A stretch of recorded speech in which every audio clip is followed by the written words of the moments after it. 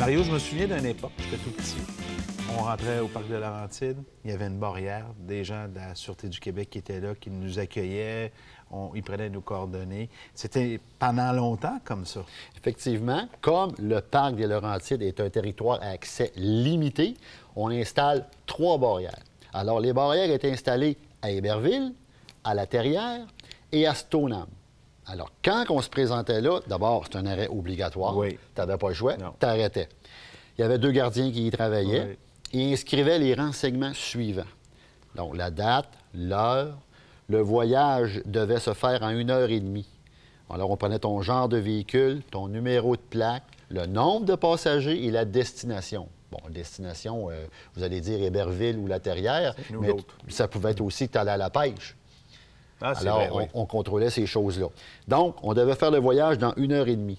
Mais rendu à l'autre bout, si tu avais fait le voyage en 1h15, on te remettait une contravention Automatiquement. parce que tu avais été trop vite. Mathématiquement, tu ne peux pas avoir fait cette distance-là dans ce laps de temps-là. Donc, on évalue ta vitesse moyenne à ça, puis on te donne une contravention. Exactement. C'est bon? Bien, c'est une façon de la contrôler, un genre de photoradar, si on veut, mais bref, à l'époque, on a la fameuse étape. Alors, c'est à 100 km de Québec environ, soit le milieu environ du parc, près du lac Jacques-Cartier, c'est l'étape. À l'époque, lors de la construction, on retrouvait des abris à chaque 16 km. En 1869, un relais majeur situé à 95 km au nord de Québec était construit à l'endroit même où se trouve l'étape aujourd'hui. Il y avait une cabane en bois et un four à pain. Donc, on pouvait arrêter et se faire à manger dans un four à pain. On est en 1869. On est loin, là. Oh oui. En 1942, on ajoute un poste de protection des forêts, ce qui est à peu près logique aussi. Oui. En 1950, le gouvernement fait construire un complexe hôtelier qui sera démoli malheureusement en 1973.